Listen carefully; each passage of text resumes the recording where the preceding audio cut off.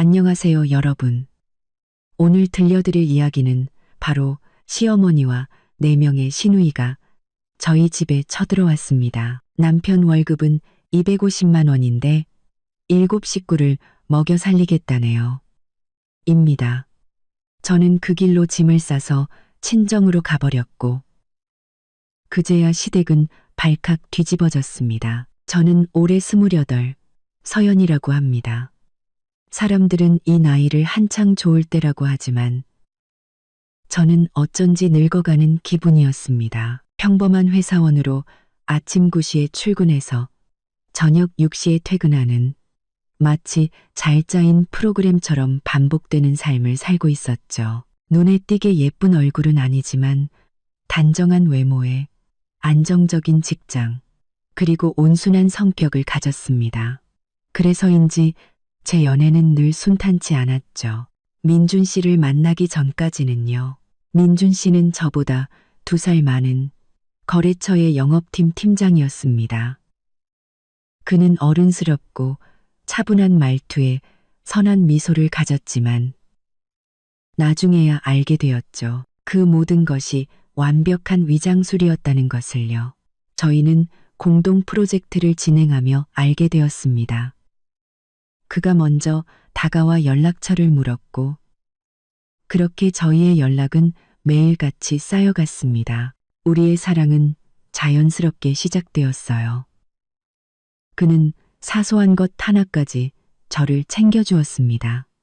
제가 추워하면 손을 꽉 잡아주고 기침을 하면 따뜻한 물 한 잔을 건네주었죠. 제가 야근할 때면 몇 시간이고 묵묵히 저를 기다려 주었습니다. 그는 자신의 가족 이야기를 들려주었습니다. 이천의 시골에서 고생만 하신 어머니와 아직 한창 공부할 나이인 4명의 여동생들 이야기였죠. 아버지는 일찍 돌아가셨고 어머니 박 여사님 혼자서 5남매를 힘들게 키우셨다고 했습니다. 저는 그의 가정 환경을 단 한 번도 부담스럽게 생각한 적이 없었습니다. 오히려 그를 향한 애틋함과 존경심이 더 커졌죠. 가족에게 효심이 깊고 책임감 있는 남자라면 분명 좋은 남편이 될 거라고 믿었습니다. 그가 저를 집에 처음 인사시키던 날, 저희는 시외버스를 타고 60km를 넘게 달려야 했습니다. 시골집은 크지 않았지만 꽤 아늑하고 깨끗했습니다. 그의 어머니 박 여사님은 환한 미소로 저를 맞아주셨죠. 제 손을 잡고는 눈이 참 맑아서 딱 봐도 야무지게 생겼다며 칭찬해 주셨습니다. 4명의 시누이들도 제 주위에 모여들었습니다. 첫째, 시누이 지아 22세는 말수가 적고 스마트폰만 들여다보는 듯 했습니다. 둘째, 미나 20세는 훨씬 쾌활해서 서울에서의 생활에 대해 이것저것 물어보았죠. 막내인 소희 19세와 예진 18세은 낯을 가리는지 어머니 뒤에 숨어 있기만 했습니다. 첫 인사는 화기애애한 분위기 속에서 진행되었습니다. 박 여사님은 제게 계속해서 반찬을 집어주시며 민준이에게 저한테 잘해야 한다고 신신당부하셨습니다. 자식들을 키우면서 겪었던 고생담과 아들 민준이가 온 가족의 자랑이라는 이야기도 하셨죠. 저는 민준 씨를 바라보았고 그 역시 사랑이 가득한 눈으로 저를 보고 있었습니다. 저희 부모님은 처음에는 조금 걱정하셨습니다. 얘야, 그 집은 여동생이 너무 많구나. 엄마가 조심스럽게 말씀하셨죠. 나중에 시누이가 많으면 복잡해서 네가 고생할까봐 그래. 하지만 민준 씨가 몇 번 저희 집에 찾아와 예의 바르고 진중한 모습을 보여주고 저희 부모님을 진심으로 대하는 태도를 보신 후에는 그를 완전히 믿게 되셨습니다. 저희의 결혼식은 반년간의 연애 끝에 결정되었습니다. 양가 가족의 축복 속에서 저는 제가 세상에서 가장 운이 좋은 여자라고 생각했습니다. 민준 씨는 저희가 처음으로 정식 데이트를 했던 호숫가의 작은 카페에서 제게 청혼했습니다. 그날 밤 도시의 불빛은 정말 아름다웠. 그는 장미꽃이나 촛불 대신 작은 반지와 진심 어린 약속을 준비했습니다. 서연아, 그가 제 손을 잡았을 때 목소리가 살짝 떨렸습니다. 우리 집이 복잡한 거 알아. 엄마랑 동생들이 어쩌면 큰 짐이 될 수도 있고 무섭지 않아? 저는 잠시 침묵했습니다. 네, 걱정되었죠. 친구들에게서 시월드가 얼마나 힘든지, 신우이와의 관계가 얼마나 복잡한지에 대해 익히 들어왔으니까요. 그런데 그의 집은 신우이가 한 명도 아니고 4명이나 있었죠. 제가 망설이는 것을 본 민준 씨가 제 손을 더 꽉 잡았습니다. 네가 뭘 걱정하는지 알아. 하지만 걱정 마. 우리에겐 우리 둘만의 세상이 있을 거야. 어머니랑 동생들은 여기서 60km나 떨어진 시골에 계시잖아. 가끔 우리가 내려가거나 명절 때 모시고 오면 돼. 내가 절대로 너한테 어떤 서운함도 느끼게 하지 않을게. 약속해. 그는 제 눈을 똑바로 바라보았습니다. 그 확신에 찬 눈빛을 보는 순간 제 안의 모든 걱정이 사라졌습니다. 난 이 남자를 믿어. 내가 사랑하는 사람이니까. 저는 고개를 끄덕였고 행복의 눈물이 흘러내렸습니다. 그가 제 손에 반지를 끼워주며 저를 꼭 안아주었죠. 고마워, 여보.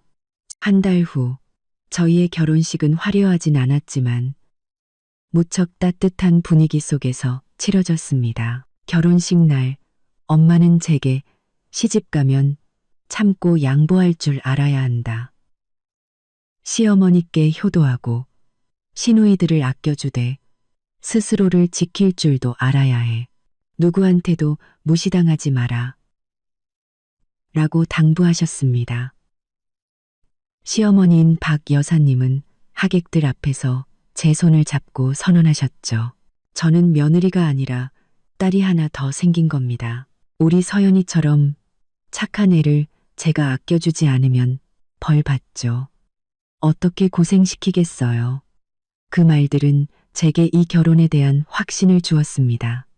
저는 다짐했습니다. 진심을 다해 가족을 위한다면 행복은 저절로 찾아올 거라고요. 저는 전혀 몰랐습니다. 결혼 전 남자의 약속이란 비눗방울처럼 아름답지만 너무나 쉽게 터져버린다는 것을요. 저희는 60제곱미터, 약 18평짜리 빌라를 얻어 신혼생활을 시작했습니다. 넓진 않았지만 거실 하나에 작은 방 2개가 있는 저에겐 온전한 보금자리였죠. 저는 결혼 전 모아둔 돈을 전부 털어 집을 꾸몄습니다. 침구 세트 하나, 커튼 하나, 그릇 세트 하나까지 모두 제 손으로 직접 골랐죠. 민준 씨도 가구를 조립하고 정리하는 것을 도와주었습니다. 우리는 함께 낡은 벽지를 새로 칠하고 거실에 커다란 웨딩 사진을 걸었습니다. 결혼 후 첫 6개월은 제 인생에서 가장 아름다운 시간이었습니다. 아침이면 저는 일찍 일어나 남편의 아침밥을 차렸고 민준 씨는 뒤에서 저를 안으며 머리에 가볍게 입을 맞추고 고맙다고 말해주었죠. 함께 출근하고 퇴근 후에는 같이 부엌에서 저녁을 준비했습니다.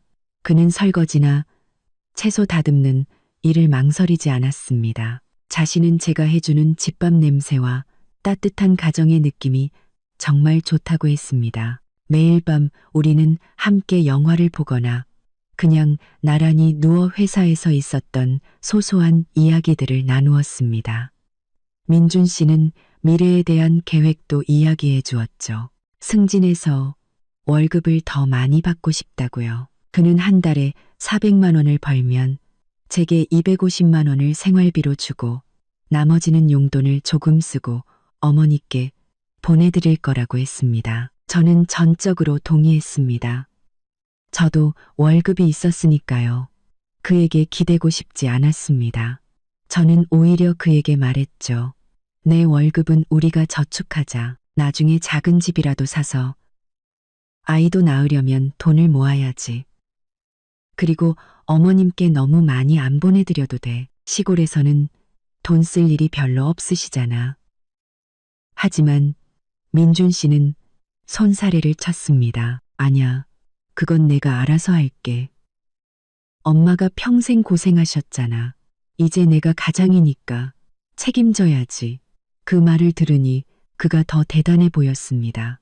저는 남편의 부담을 덜어주기 위해 더 아끼고 합리적으로 소비해야겠다고 다짐했습니다. 저는 매달 시어머니께 용돈을 보내드렸고 가끔은 시누이들에게 새 옷이나 책을 사주기도 했습니다. 그렇게 평화로운 나날이 계속되었습니다. 주말이면 가끔 버스를 타고 이천에 내려가 박 여사님과 동생들을 뵙고 함께 밥을 먹고 돌아왔죠. 매번 갈 때마다 시누이들이 저를 그다지 반기지 않는다는 느낌을 받았지만 저는 그저 나이가 어려서 그러려니 하고 넘겼습니다. 저는 빛나는 미래를, 우리만의 집과 아이들을 꿈꿨습니다. 부부가 한마음이면 어떤 어려움도 이겨낼 수 있다고 믿었습니다. 하지만 그건 제 착각이었습니다. 행복은 꿈처럼 짧았고 저는 곧 냉혹한 현실과 마주해야 했습니다. 그 평화로운 삶은 결혼 6개월 후 어느 주말 아침에 갑작스럽게 끝이 났습니다. 그날은 토요일이라 늦잠을 자고 있었죠. 민준 씨도 마찬가지였습니다. 저희 부부가 침대에서 뒹굴며 오늘 아침은 뭘 먹을까 고민하고 있을 때 초인종이 요란하게 울렸습니다. 마치 무슨 큰일이라도 난 것처럼 다급한 소리였죠. 누구지? 이렇게 아침부터? 나 뭐 시킨 거 없는데. 민준 씨가 투덜거렸습니다. 누가 잘못 눌렀나 봐. 그냥 누워 있어. 내가 나가볼게. 그가 비몽사몽 거실로 나갔습니다. 저는 그가 현관문을 여는 소리를 들었고 곧이어 TV 소리마저 삼켜버릴 듯한 익숙하고 날카로운 목소리가 들려왔습니다. 아이고, 내 아들 민준아. 우리 큰일 났다. 저는 깜짝 놀라 얇은 가운을 걸치고 거실로 달려나갔습니다. 제 눈앞에는 혼란스러운 광경이 펼쳐져 있었죠. 시어머니 박 여사님께서 눈물 콧물을 쏟으며 거실 한가운데 서 계셨고 그 뒤로는 4명의 시누이, 지아, 미나, 소희, 예진이가 서 있었습니다. 모두 양손 가득 크고 작은 가방들을 들고 있었는데 그 모습이 마치 피난이라도 온 것 같았습니다. 어머니, 동생들, 다들 어떻게 된 거예요? 왜 이렇게 갑자기 오셨어요? 민준 씨가 더듬거리며 물었고 그의 표정 또한 저만큼이나 충격받은 듯 보였습니다. 박 여사님은 민준 씨를 와락 껴안고 서럽게 우셨습니다. 아이고, 아들아, 이천집이 다 물에 잠겼다. 어젯밤에 홍수가 나서 우리 식구들 겨우 몸만 빠져나왔어. 물이 순식간에 차올라서 아무것도 못 챙겼다. 이제 갈 데가 없어서 아들 집으로 피신 온 거야. 우리 며느리는 괜찮으려나 모르겠네. 어머니는 그렇게 말씀하시며 바닥에 놓인 흠뻑 젖은 짐과 방들을 가리켰습니다. 4명의 시누이도 저마다 불평을 늘어놓기 시작했습니다. 지아는 새로 산 스마트폰이 물에 잠겼다며 투덜거렸고 미나는 시험 공부하던 책이 다 젖었다고 울상이었죠. 소희와 예진이는 멍한 얼굴로 배고프고 피곤하다고 칭얼댔습니다. 저는 그 자리에 얼어붙었습니다. 홍수라고? 뉴스에서는 아무 소식도 없었는데 하지만 그들의 처참한 몰골을 보니 차마 의심할 수가 없었습니다. 게다가 잠시 피신 온 거라고 했으니 며칠 뒤 물이 빠지면 다들 돌아가시겠지 하고 생각했습니다. 민준 씨는 정신을 차린 듯 했습니다. 그는 어머니의 등을 토닥이며 말했죠. 어머니, 그만 우세요. 다들 무사하시니 다행이죠. 사람만 무사하면 된 거예요. 일단 다들 들어오세요. 들어와서 얘기해요. 저도 서둘러 수건을 가져와 모두에게 건네고 따뜻한 물을 타드렸습니다. 어머니, 동생들, 이거라도 드시고 몸 좀 녹이세요. 다들 배고프시죠? 제가 뭐라도 빨리 차려드릴게요. 박 여사님은 물잔을 받아 단숨에 비우셨습니다. 그리고 저를 보며 고개를 끄덕이셨죠. 역시 우리 며느리가 야무지다니까. 얼른 동생들 먹을 것 좀 해줘라. 배고파서 쓰러지겠다. 순식간에 저의 18평짜리 보금자리는 비좁고 시끄러운 공간으로 변해버렸습니다. 그들 5명에 저희 부부까지 총 7명. 두 사람을 위해 마련된 공간에 7명이 비집고 들어온 것입니다. 저는 거실 한가운데 어지럽게 널린 짐가방들과 피곤하지만 동시에 너무나 태연해 보이는 시어머니와 시누이들의 얼굴을 보며 불길한 예감에 휩싸였습니다. 제가 사랑하던 18평의 보금자리는 순식간에 난장판이 되어버렸습니다. 7명. 다시 말하지만 7명입니다. 제가 부랴부랴 5 식구를 위해 라면을 끓이는 순간까지도 저는 이 현실을 믿을 수가 없었습니다. 가장 시급하고 난감한 문제는 잠자리였습니다. 저희 집은 방이 2개뿐이었죠. 저희 부부가 쓰는 안방과 제가 서재로 쓰던 작은 방. 작은 방에는 제가 야근할 때 가끔 쓰던 싱글 침대 하나가 겨우 들어가는 크기였습니다. 식사가 끝나자마자 민준 씨가 먼저 문제를 해결하려 나섰습니다. 서연아, 그가 저를 베란다로 불렀습니다. 목소리를 낮추며 말했죠. 상황이 이렇게 됐으니 우리 안방을 어머니께 내어드리는 게 어떨까? 연세도 있으시고 홍수 때문에 고생하셨으니 조용한 곳에서 쉬셔야지. 4명의 여동생들은 거실에 이불을 깔고 자라고 하고 저는 그를 바라보며 마음이 복잡해졌습니다. 안방은 저희 둘만의 공간이었고 제가 구석구석 애정을 담아 꾸민 곳이었습니다. 하지만 그가 내세운 이유는 너무나 합리적이었습니다. 어머니가 가장 어른이시니 제가 거절할 수는 없었죠. 네, 그렇게 해요. 그럼 우린 작은 방에서 자면 되겠네요. 아니, 민준 씨가 즉시 고개를 저었습니다. 그 방은 침대가 싱글이잖아. 우리 둘은 거실 소파에서 자고 작은 방은 미나 쓰라고 하자. 너도 봤잖아. 걔 지금 중요한 시험 앞두고 있잖아. 공부하려면 절대적으로 조용한 공간이 필요해. 저는 그 자리에 얼어붙었습니다. 뭐라고요? 우리가 소파에서 자요? 그럼 거실에서 자는 동생들이랑 다를 게 뭐예요? 그리고 우리 집 소파는 2 사람이 눕기엔 너무 좁아요. 민준 씨가 미간을 찌푸렸습니다. 며칠만 참으면 되잖아. 물 빠지면 엄마랑 동생들 바로 내려갈 거야. 네가 아내고 형님인데 조금 희생하면 안 돼? 아니면 네가 미나랑 작은 방에서 자. 내가 소파에서 잘 테니. 저는 실망스러운 눈으로 그를 쳐다보았습니다. 결국 박 여사님은 안방을 차지하셨고 4명의 시누이들은 작은 방에 얇은 요를 하나 더 깔고 들어가게 되었습니다. 그리고 거실은 저희 부부의 차지가 되었죠.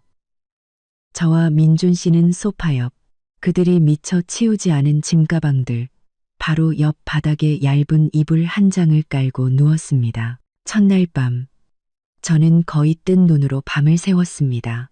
민준 씨가 약속했던 둘만의 세상은 완전히 사라져버렸습니다.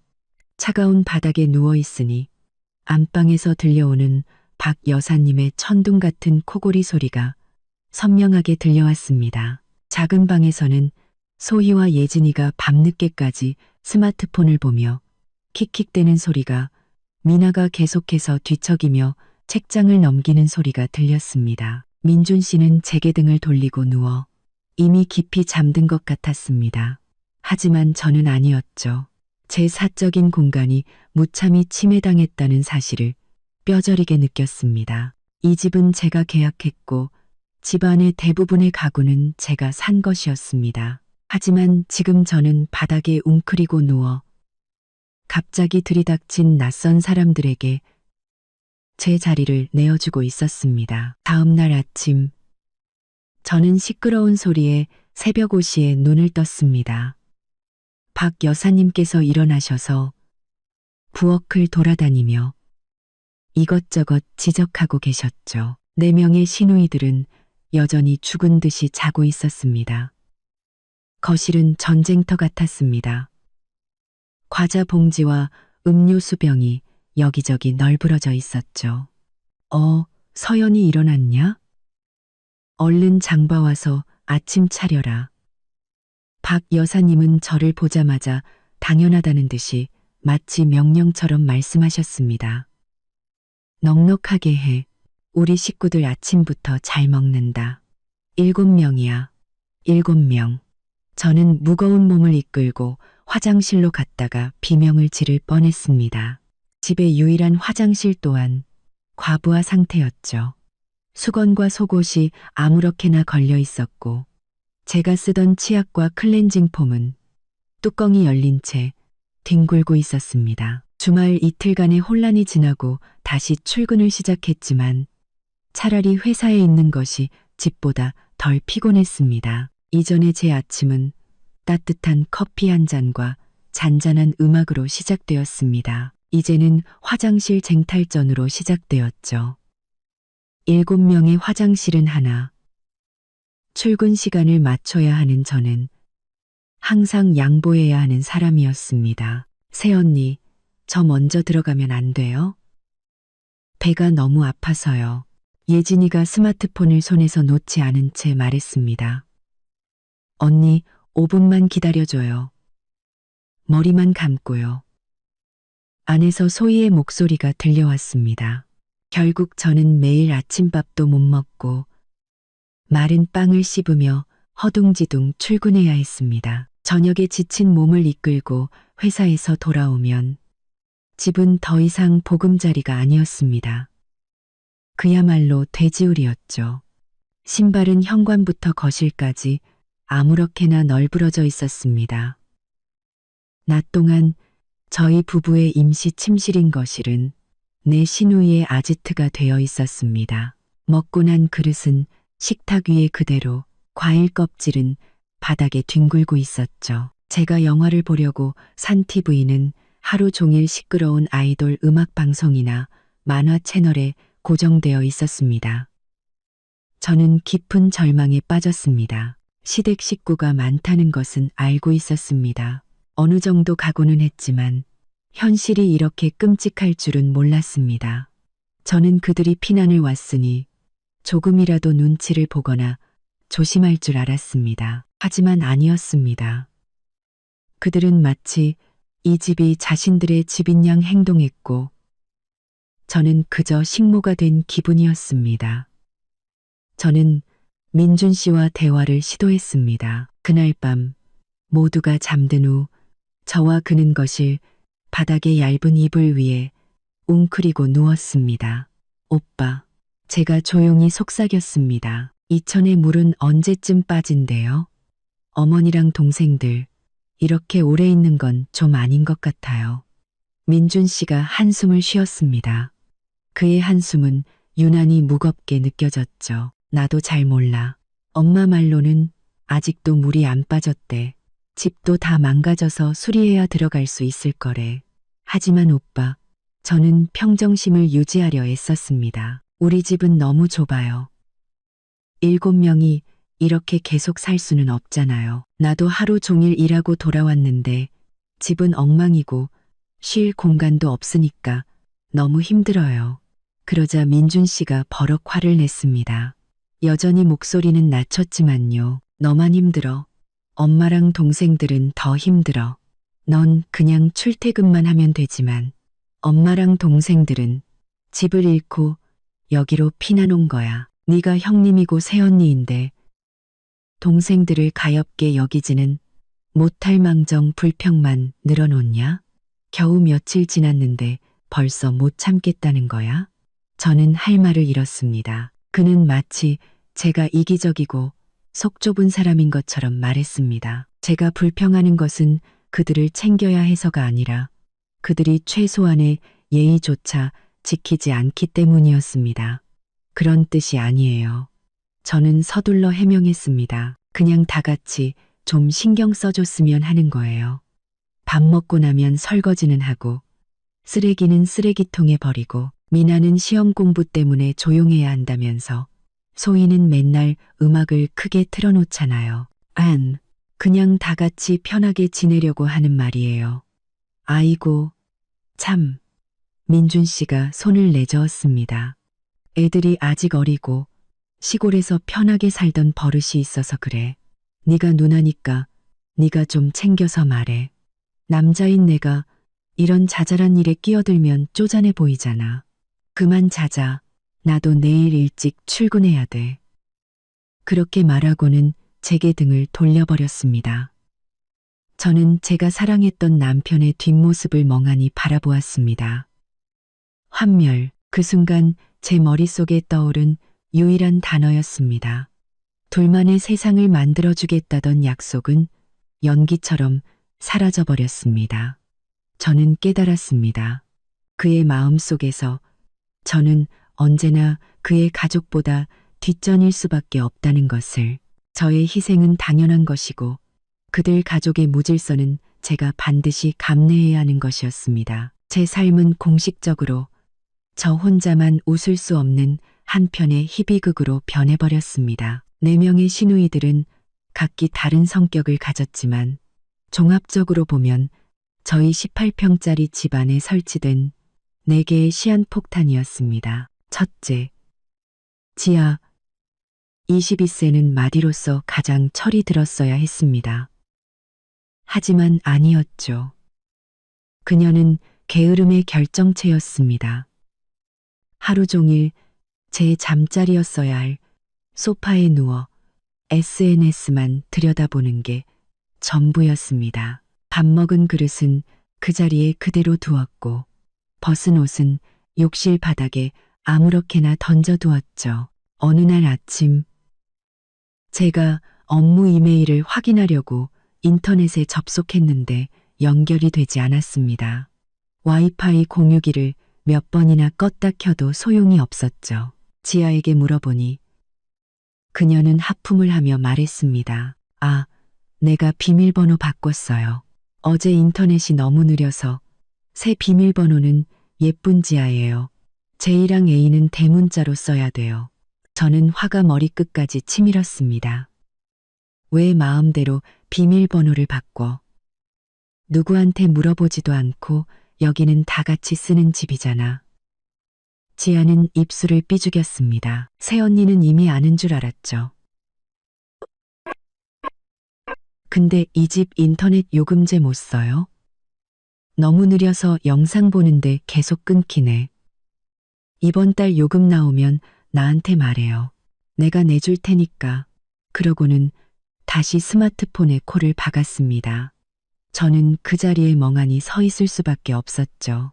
절정은 제가 새로 산 오피스룩 원피스를 지아가 입고 있는 것을 발견했을 때였습니다. 그녀는 제 앞에서 한 바퀴 빙 돌며 해맑게 말했습니다. 새언니 옷 예쁜 거 많네요. 친구 생일이라 잠깐 빌렸어요. 빌려가려면 나한테 먼저 물어봤어야지. 그리고 이건 내 출근복인데 어떻게 그걸 입고 놀러 갈 생각을 해? 그뿐만이 아니었습니다. 제가 선물 받아 몇 번 쓰지 않은 고가의 립스틱이 뭉툭하게 달아 있었습니다. 예진이의 가방에서 그것을 발견했죠. 제가 묻자 예진이는 얼굴을 빳빳이 들고 말했습니다. 언니 안 쓰는 줄 알았죠. 새언니 물건이 곧 내 물건이지. 뭘 그렇게 쪼잔하게 굴어요? 시험을 준비하던 둘째 미나는 또 다른 극단이었습니다. 그녀는 절대적인 정숙을 요구했죠. 새벽 6시면 그녀의 알람이 시끄럽게 울려 퍼졌습니다. 하지만 저나 민준이가 거실, 즉 저희의 침실을 조금만 쿵쾅거리며 걸어도 그녀는 방문을 벌컥 열고 소리쳤습니다. 다들 조용히 좀 해줄 수 없어요? 저 공부하고 있잖아요. 반면 셋째, 소희 19세는 정반대였습니다. 한창 놀기 좋아할 나이인 그녀는 거의 매일 밤 친구들을 집으로 데려왔습니다. 그들은 거실에 모여 시끄럽게 음악을 틀고 음식을 먹고 새벽 한두 시까지 웃고 떠들었습니다. 그들은 바닥에 웅크리고 누워있는 저희 부부 옆을 아무렇지 않게 지나다녔죠. 저는 만성적인 수면 부족에 시달렸습니다. 민준 씨에게 이야기하자 그는 소희에게 한마디 했다가 오히려 딸의 투정에 시달려야 했습니다. 애가 시골에서 답답하게 살다가 서울 왔으니 좀 놀게도 친구들이 놀러 오는 게 뭐 대수라고 네가 막아? 막내 예진 18세은 대학 입시에 실패한 탓인지 성격이 극도로 까칠했습니다. 게으르기는 누구에게도 뒤지지 않았지만 요구사항은 제일 많았죠. 새언니, 오늘 점심은 흑당 버블티 먹고 싶어요. 새언니, 언니 노트북으로 게임 좀 해도 돼요? 새언니, 저 재킷 내가 입고 나가도 되죠? 물론 그녀 역시 제 화장품을 훔쳐 쓰는데 적극적인 공범이었습니다. 깨끗하고 향기로웠던 저의 보금자리는 이제 쓰레기장으로 변해버렸습니다. 내 시누이가 만들어낸 쓰레기와 남편의 침묵이라는 쓰레기로 가득 찼죠. 저는 제 집에서 미쳐버릴 것만 같았습니다. 만약 4명의 시누이들이 거친 파도였다면 시어머니 박 여사님은 그 폭풍의 눈이었습니다. 그녀는 소리치거나 물건을 부수지는 않았지만 모든 숨막히는 상황의 근원이었습니다.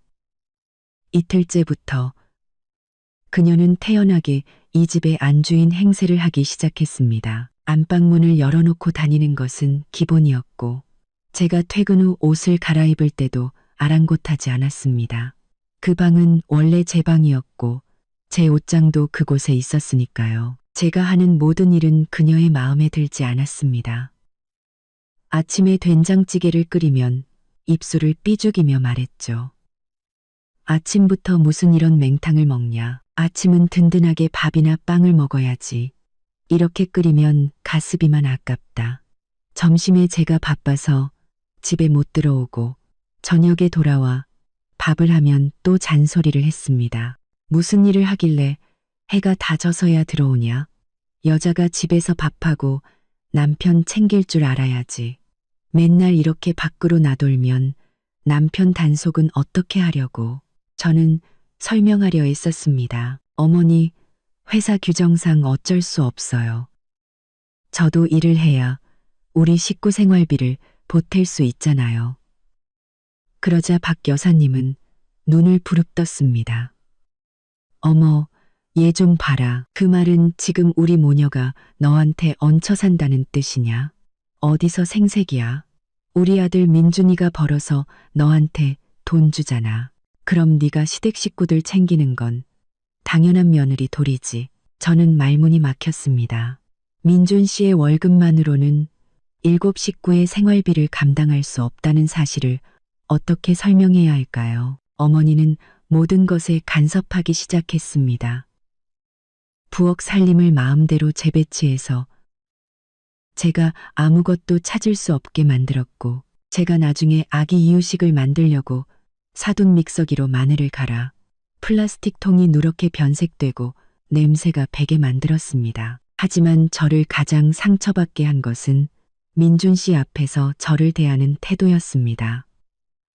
그날 저녁 제가 너무 피곤해서 민준 씨에게 설거지를 부탁했습니다. 그는 원래도 자주 하던 일이라 흔쾌히 알겠다고 했죠. 제가 거실 바닥에 막 누워 몸을 펴려던 순간 안방에서 박 여사님이 나왔습니다. 부엌에서 분주하게 움직이는 민준 씨를 본 그녀의 목소리가 날카롭게 울려 퍼졌습니다. 민준아, 너 거기서 뭐 하냐? 사내 자식이 어디 부엌에 들어가서 설거지를 하고 있어? 민준 씨가 멋쩍게 웃었습니다. 서연이 좀 도와주려고요. 그릇 몇 개 안 돼요, 엄마. 박 여사님은 곧장 제게로 걸어와 제 얼굴을 똑바로 가리켰습니다. 예, 내가 너한테 묻자. 너 남편이랑 결혼 왜 했냐? 부려먹으려고? 너도 일하고 우리 민준이도 일해. 근데 넌 집에 와서 드러눕고 남편한테 설거지를 시켜? 네가 여자 맞냐? 저는 깜짝 놀라 벌떡 일어났습니다. 어머니, 제가 너무 피곤해서 잠깐 누워 있었어요. 민준 씨가 도와준다고 한 거지. 제가 시킨 거 아니에요. 어디서 말대꾸야. 내가 틀린 말 했어. 남자는 집을 세우고 여자는 가정을 꾸리는 법이야. 남자가 설거지하는 집구석은 망하는 법이라고. 내일부터는 네가 알아서 해. 우리 아들 부려먹을 생각 꿈도 꾸지 마. 어머니는 그렇게 쏘아붙이고는 쾅소리를 내며 방으로 들어가 버렸습니다. 저는 민준 씨를 바라보았지만 그는 제 시선을 피했습니다. 서둘러 설거지를 마치고는 조용히 거실로 와 제게 등을 돌리고 누워버렸죠. 그날 밤 저는 소리 없이 울었습니다. 저는 깨달았습니다. 이 집에서 저는 완벽한 이방인이었습니다. 저를 지켜주겠다던 남편은 이제 그저 어머니의 착한 아들일 뿐인 말없는 그림자가 되어버렸습니다. 저는 더 이상 그의 아내가 아니었습니다. 저는 며느리였고 무급 가정부였으며 그들 가족의 울타리 밖에 있는 사람이었습니다. 2달. 시댁이라는 폭풍이 몰아친 지 벌써 2달이 지났습니다. 박 여사님이 말하던 홍수는 마치 영원히 끝나지 않을 대홍수 같았죠. 그들 중 누구도 고향으로 돌아갈 이야기를 꺼내지 않았고 집 상황이 어떤지 묻는 사람도 없었습니다. 그들은 당연하다는 듯이 이곳을 자신들의 집으로 여겼습니다. 그리고 저는 주인의 자리에서 짐수레를 끄는 노새, 신세가 되어버렸죠. 민준 씨가 매달 제게 주던 250만 원은 이전에는 저희 2사람이 쓰고도 남을 돈이었습니다. 하지만 이제 7 식구의 입으로 들어가니 첫 주 만에 증발해버렸습니다.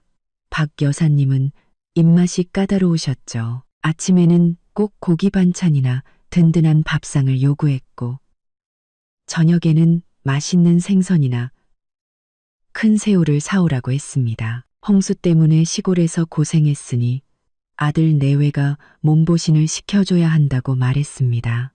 한창 클 나이인 4명의 시누이들은 먹성도 대단했습니다.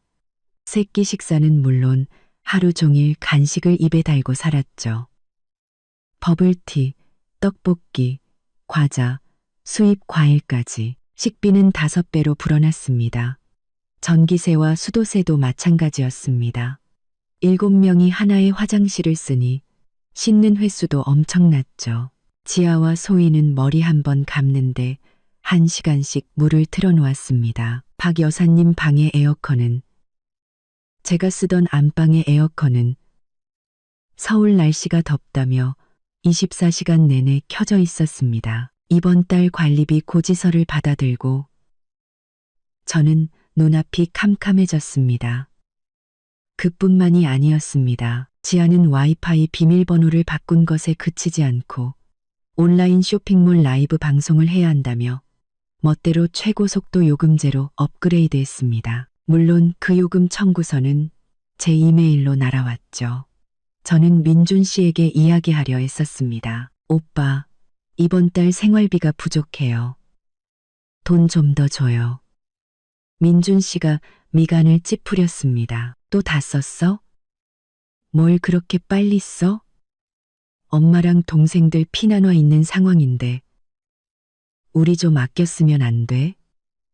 저는 쓴웃음을 지었습니다. 아껴 쓰자고? 오빠가 생각하는 절약과 어머니가 생각하는 몸보신이 얼마나 다른지 어떻게 설명해야 할까요? 내가 쓴 돈은 하나도 없어. 저는 지쳐버렸습니다. 7명 식비, 전기세, 수도세, 인터넷 요금, 관리비. 내가 돈을 만들어낼 수는 없잖아. 민준 씨가 버럭 소리쳤습니다. 알았어. 알았다고. 나도 지금 돈 없어. 너 모아둔 돈 있잖아. 일단 그걸로 먼저 쓰고 나중에 내가 갚을게. 그는 너무나 태연하게 그 말을 내뱉었습니다. 그리고 저는 마치 몽유병 환자처럼 정말 그렇게 했습니다. 저는 제 적금 통장을 해지했습니다. 그 돈은 제가 결혼 전 몇 년간 악착같이 일해서 모은 돈이었습니다. 우리 부부가 작은 집을 사고 아이를 낳기 위해 모은 돈이었죠. 처음 돈을 인출할 때 저는 다짐했습니다. 이번 한 번뿐이야. 하지만 두 번째, 세 번째가 이어졌습니다. 저는 제 돈으로 예진이가 제 것을 다 쓰고 버린 클렌징 폼을 새로 샀습니다.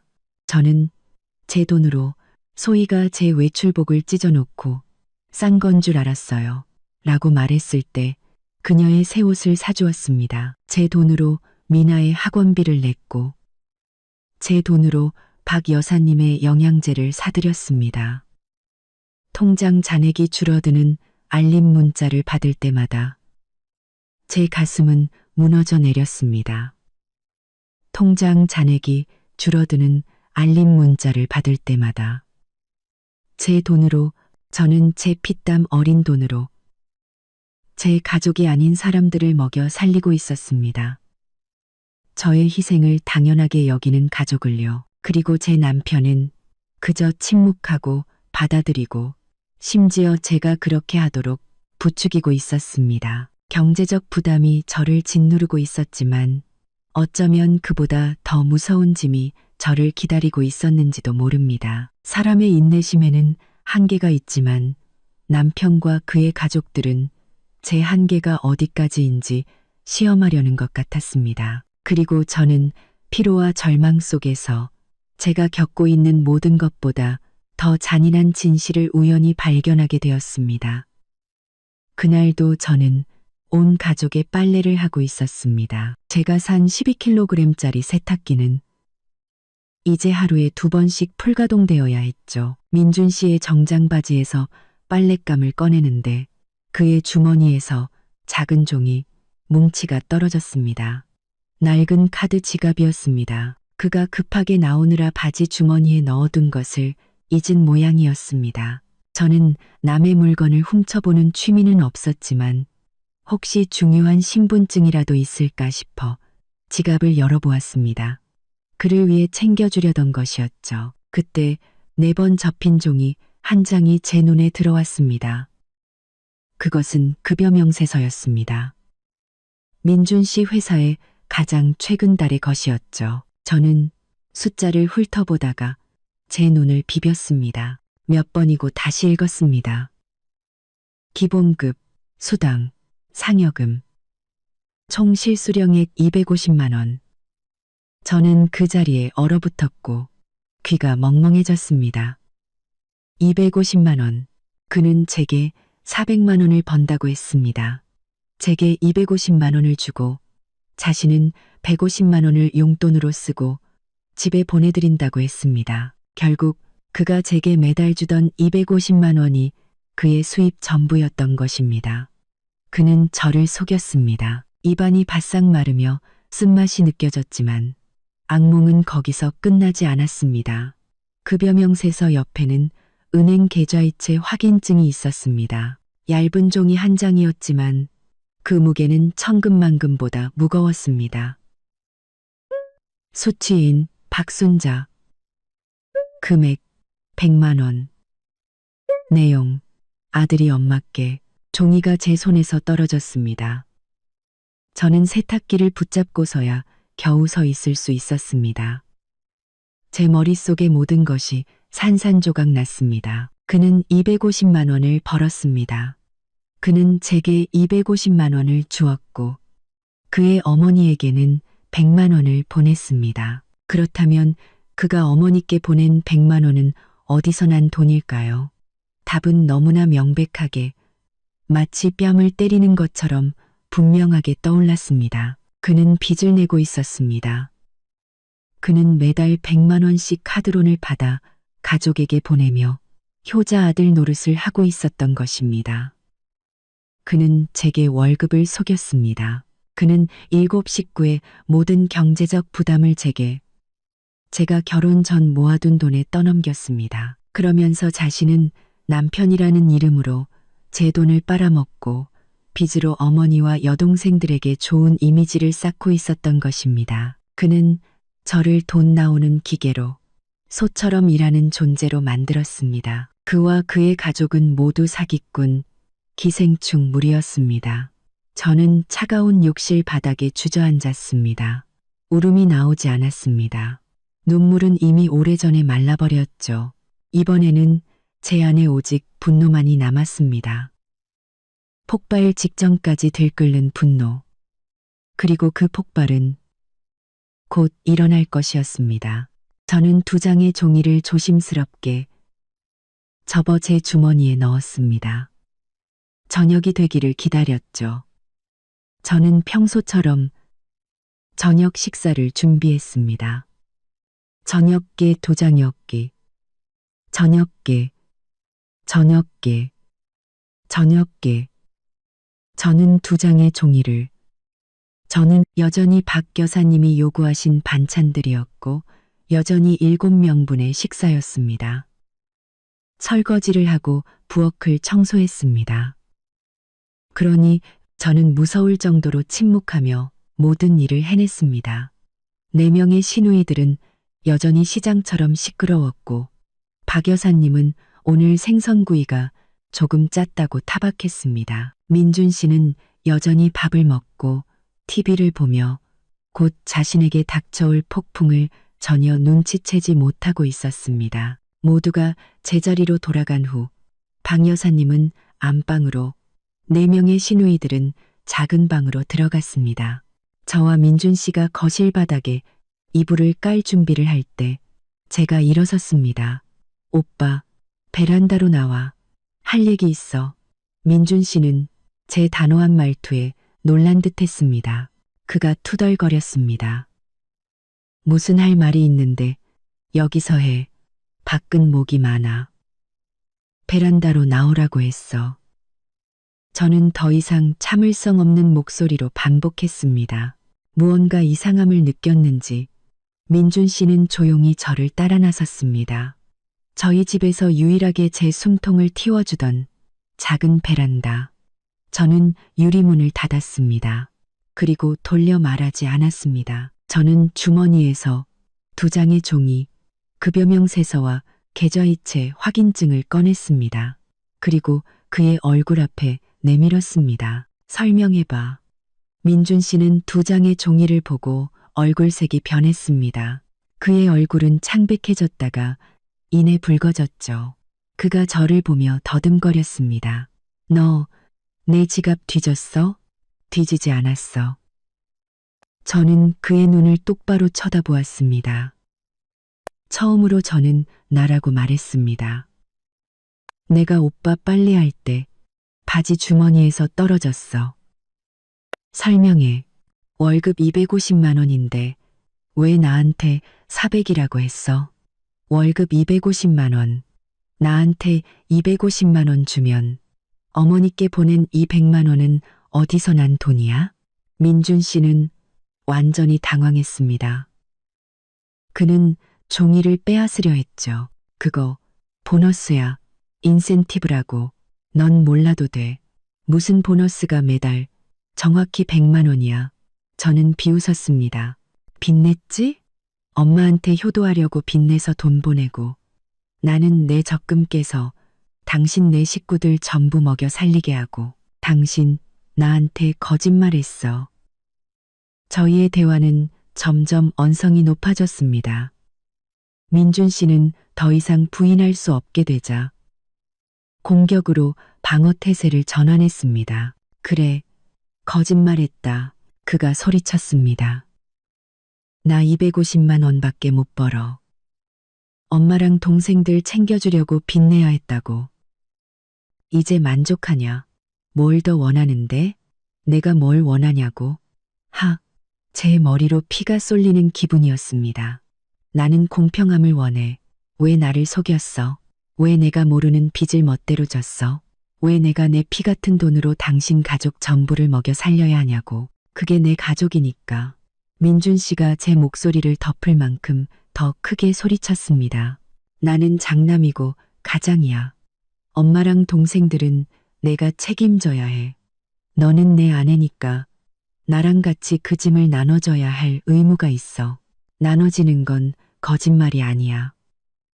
나눠지는 건 내가 모든 걸 짊어지게 하고 당신은 빚내서 좋은 아들 노릇하는 게 아니라고. 저희의 싸움 소리가 너무 컸던 탓인지 안방 문이 벌컥 열렸습니다. 박 여사님이 잔뜩 화가 난 얼굴로 걸어 나왔고 4명의 시누이들도 작은 방에서 호기심 가득한 얼굴로 고개를 내밀었습니다. 밤중에 이게 무슨 소란이야?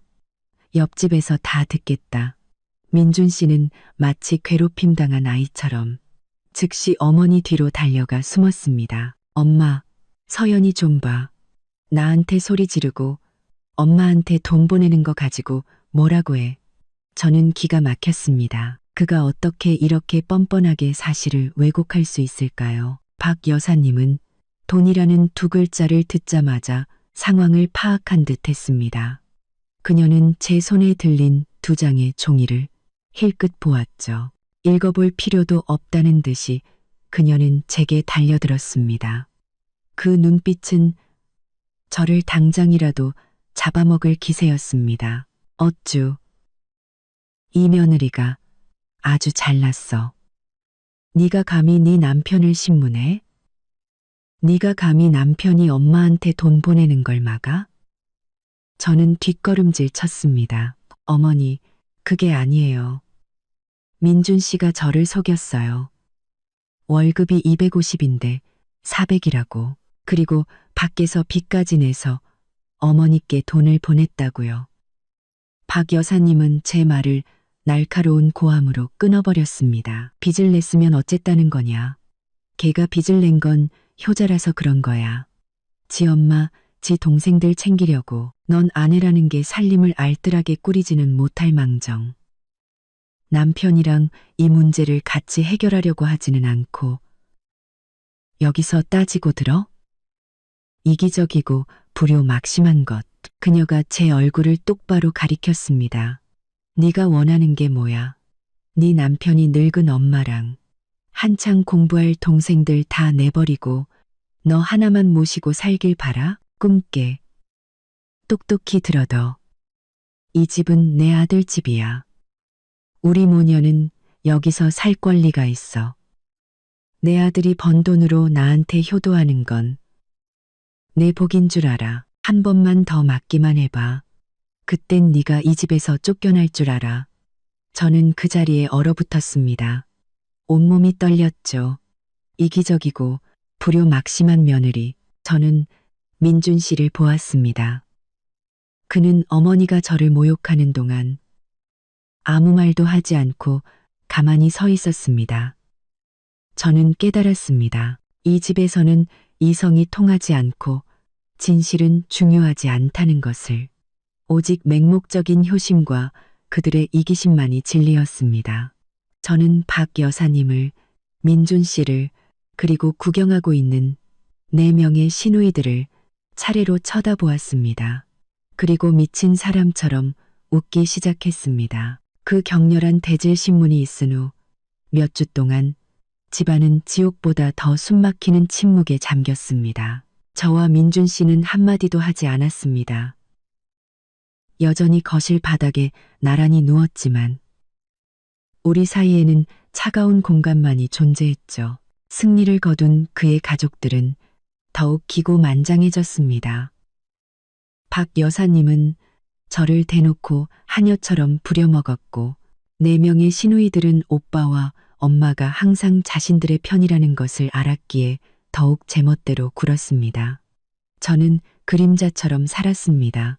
묵묵히 출근하고 묵묵히 퇴근하고 묵묵히 제 적금을 깨서 이 지옥 같은 생활을 유지했습니다. 더 이상 싸울 기력도 없었죠. 저는 그저 모든 것을 끝낼 마지막 계기를 기다리고 있었습니다. 그날은 제 생일이었습니다. 29번째 생일. 저는 아무에게도 말하지 않았고 아무것도 기대하지 않았습니다. 축하받는 법을 잊어버린 지 오래였으니까요. 그런데 놀라운 일이 일어났습니다. 그날 아침 제가 화장실에서 서둘러 출근 준비를 하고 있을 때 민준 씨가 조용히 들어와 문을 닫았습니다. 그가 속삭였죠. 오늘 내 생일인 거 기억해. 저는 영혼 없는 눈으로 그를 올려다보았습니다. 그는 죄책감이 드는 듯한 표정이었습니다. 그는 그동안 내가 잘못했다는 거 알아. 오늘 저녁 7시에 우리 예전에 가던 그 카페에서 만나자. 우리 자주 가던 곳 있잖아. 엄마한테는 말하지 말고. 내가 깜짝 선물을 준비했어. 지난번 일에 대한 사과라고 생각해줘. 작디작은 희망의 불씨 하나가 차가운 잿더미 속에서 갑자기 피어나는 것 같았습니다. 우리가 자주 가던 카페, 그가 제게 청혼했던 곳, 둘만의 세상을 약속했던 그곳. 혹시 그가 잘못을 깨달은 걸까? 혹시 아직 나를 사랑하는 걸까? 혹시 이 결혼 생활을 구하고 싶은 걸까? 여자의 약한 마음이란 늘 그렇게 희미한 희망에 기대게 마련입니다. 그날 하루 종일 저는 회사에서 일에 집중할 수가 없었습니다.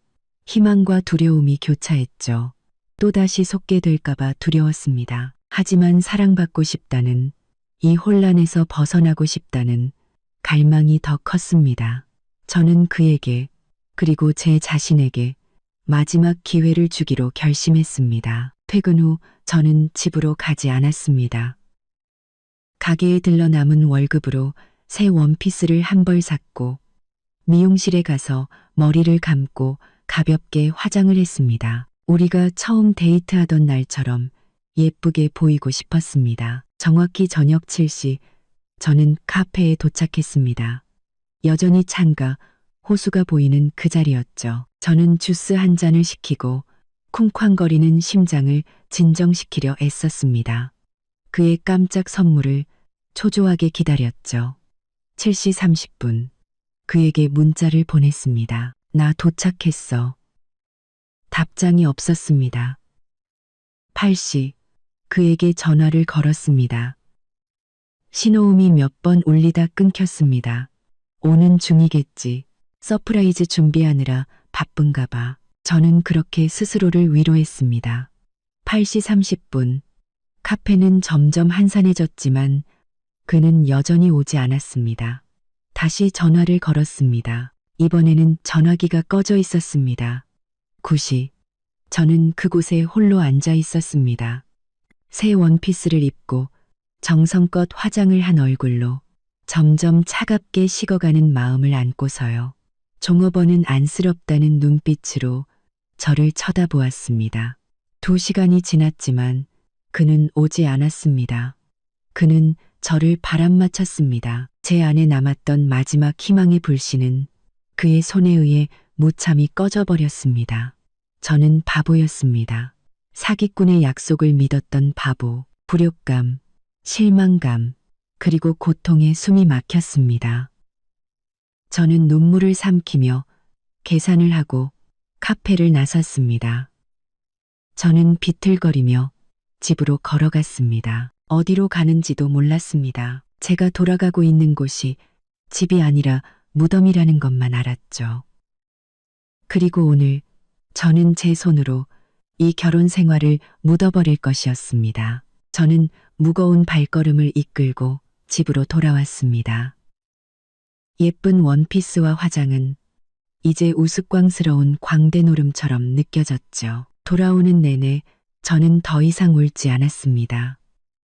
마음은 텅 비었고 얼음장처럼 차가웠습니다.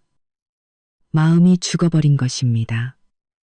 열쇠를 꽂고 문을 열었습니다. 문이 열리자마자 제 귀를 때린 것은 침묵이 아니었습니다. 시끄러운 웃음소리, 고함치는 소리, 그리고 화투패가 바닥에 내리쳐지는 소리였습니다. 저는 멍하니 안으로 들어섰습니다. 눈앞에 펼쳐진 광경은 제가 상상했던 어떤 악몽보다도 끔찍했습니다. 저와 민준 씨가 매일 밤 잠을 자던 거실은 이제 미니 도박장으로 변해 있었습니다. 시어머니 박 여사님께서 상석에 떡하니 앉아 계셨고 그 주위에는 술에 취해 얼굴이 벌개진 낯선 남자 3명이 둘러앉아 있었습니다. 담배 연기는 자욱했고 그들은 고스톱을 치고 있었습니다. 화투패는 저희 부부의 이불이 아직 던져져 있는 그 바닥에 어지럽게 흩어져 있었죠. 굿땡, 굿땡이다. 하하, 돈 내놔, 돈. 박 여사님은 날카로운 목소리로 소리치며 웃었습니다. 담배 연기가 코를 찔러 저는 기침을 터뜨렸습니다. 제 기침 소리에 마침내 그들이 저를 주목했습니다. 박 여사님은 고개를 들어 저를 보더니 조금도 당황하지 않고 오히려 입술을 삐죽였습니다. 당황하지 않고 오히려 입술을 삐죽였습니다. 어디 갔다가 이제 기어들어와? 꼴은 또 왜 저래? 광대냐? 낯선 남자 한 명이 제 머리부터 발끝까지 훑어보며 탐욕스러운 눈빛을 보냈습니다. 어머니, 며느리예요? 몸매 좋은데 우리한테도 소개 좀 시켜줘요. 박 여사님은 손을 내저었습니다. 아이고, 며느리는 무슨. 신경 쓰지 말고 계속해요. 계속해. 저는 할 말을 잃었습니다. 민준 씨가 전화를 끈 이유가 이것이었군요. 그가 저를 위해 준비한 깜짝 선물이 바로 이것이었군요. 저는 비틀거리며 식탁 쪽으로 걸어갔고 그리고 그것을 보았습니다. 식탁 위에는 생일 케이크가 있었습니다. 하지만 온전한 모습이 아니었죠. 싸구려 생크림 케이크는 난도질 당한 채 아무렇게나 놓여 있었고 반쯤 타담한 초 몇 개가 빗돌게 꽂혀 있었습니다. 크림은 식탁 위에 잔뜩 묻어 있었죠. 그 옆에는 다 쓴 종이 접시들이 널브러져 있었습니다. 4명의 시누이들은 소파에 옹기종기 모여 앉아 케이크를 먹으며 스마트폰을 보고 있었습니다. 제가 온 것을 보고도 고개만 한번 들었다가 다시 숙일 뿐이었습니다. 제가 마치 투명 인간인 것처럼요. 분노가 목구멍까지 차올랐습니다. 저는 케이크를 가리켰습니다. 이게 다 뭐야? 이 케이크 누가 샀어? 한창 놀기 좋아하는 소희가 크림 묻은 손가락을 빨며 대답했습니다. 아, 민준이 오빠가 샀어요. 오늘 새언니 생일이라는데 언니가 어디 갔는지 안 오잖아요. 우리끼리 기다리다 그냥 먼저 먹었어요. 먼저 먹었다. 그들은 너무나 태연하게 그 말을 했습니다. 하지만 그게 최악은 아니었습니다. 저는 박 여사님이 머무는 안방 쪽을 힐끗 보았습니다. 문은 활짝 열려 있었고 제 옷장도 열려 있었습니다. 제 복과 통도 열려 있었습니다. 그리고 제 화장대가 보였죠. 제가 아끼던 고가의 화장품을 놓아두던 곳. 제가 1년치 보너스를 털어 겨우 산 그 화장품들이 이제는 쑥대밭이 되어 있었습니다. 파우더 팩트는 깨져 있었고 파운데이션은 뚜껑이 열린 채 거울에 문대져 있었습니다. 그리고 저의 한정판 립스틱은 2동강 나 있었습니다. 저는 방으로 뛰어들어갔습니다. 박 여사님과 친척으로 보이는 낯선 아주머니 한 분이 거울 앞에 서 있었습니다. 그 아주머니는 부러진 제 립스틱으로 박 여사님의 창백한 얼굴에 칠을 하고 있었죠. 순자 씨, 이 립스틱 색깔 진짜 예쁘다. 아주머니가 감탄했습니다. 박도내탕 감탄했습니다. 비싼 건 다르네. 나 이거 좀 빌려줘. 내일 우리 집에 결혼식 있는데 내가 제일 예뻐야지. 박 여사님이 웃었습니다. 마음대로 써. 마음대로 써. 마음대로 써. 우리 며느리 거지 남의 것도 아닌데. 걔 돈 많아. 맨날 사재 끼잖아. 다 쓰면 또 새 거 사겠지. 예진아, 저기 파운데이션 좀 이모한테 갖다 드려라. 얼굴 하얗게 칠하게. 막내 예진이는 신이 나서 달려와 제 파운데이션 병을 들고 아주머니 손에 콸콸 쏟아부었습니다. 얼굴 하얗게 칠하게 단게 콸콸 쏟아부었습니다. 저는 제 재산이 공공연하게 파괴되는 것을 지켜보고 있었습니다. 제 몸은 두려움이 아니라 분노로 떨리고 있었죠. 어머니, 지금 뭐 하시는 거예요? 저는 소리쳤습니다. 처음으로 그녀의 얼굴에 대고 소리를 질렀죠. 온 집안이 갑자기 조용해졌습니다. 4명의 시누이들은 깜짝 놀랐고 낯선 남자 셋은 하던 게임을 멈췄습니다. 박 여사님과 그 친척 아주머니가 획 돌아보았습니다. 박 여사님이 눈을 부릅떴습니다. 네가 감히 나한테 소리를 질러. 며느리라는 게 어디서 버릇없이. 제가 묻잖아요. 제 물건에 지금 뭐 하시는 거냐고요. 저는 화장품 더미를 가리켰습니다. 누가 허락도 없이 제 물건에 손대랬어요. 내가 썼다. 어쩔래. 박 여사님도 목에 핏대를 세웠습니다. 나는 내 시어머니고 너는 내 며느리야. 내 물건이 곧 내 물건이지. 내가 내 물건으로 내 이모 결혼식 가게 꾸며주는 건 내 복인 줄 알아. 이 버릇없는 거사. 그녀는 제게 달려들어 뺨을 때리려고 손을 치켜들었습니다. 저는 피하지 않았습니다. 저는 가만히 서서 그녀를 똑바로 쳐다보았습니다. 하지만 그 손찌검은 내려오지 않았습니다. 바로 그때 민준 씨가 돌아왔습니다. 그는 술 냄새를 풍기며 집 안으로 들어섰습니다. 그는 도박판을 보았고 저와 어머니가 대치하고 있는 것을 보았고 화장대의 난장판을 보았습니다. 무슨 일이야? 그가 혀 꼬부라진 소리로 물었습니다. 박 여사님은 마치 전문 배우처럼 즉시 태도를 바꿨습니다. 그녀는 뒤로 물러나 침대에 주저앉아 울고 불고 난리를 치기 시작했습니다. 민준아, 와서 내 마누라 좀 봐라. 내가 내 이모 결혼식 간다고 화장품 좀 빌려 썼다고. 얘가 집에 오자마자 난리를 치잖아. 나더러 도둑년이라고 욕하고 나를 때리려고까지 했다고. 아이고 세상에, 내가 무슨 업보를 지었길래 이런 며느리를 들였을까. 4명의 시누이들도 즉시 거들고 나섰습니다. 맞아요. 오빠, 새언니 집에 오자마자 인상 쓰고 난리였어요. 우리가 생일 케이크 좀 먹었다고 그것도 욕했어요. 엄마한테 소리 지르는 거 제가 똑똑히 봤어요.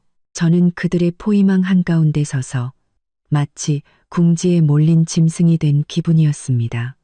저는 민준 씨를 보았습니다. 이 남자, 제 남편이 무슨 말을 할지 보고 싶었습니다.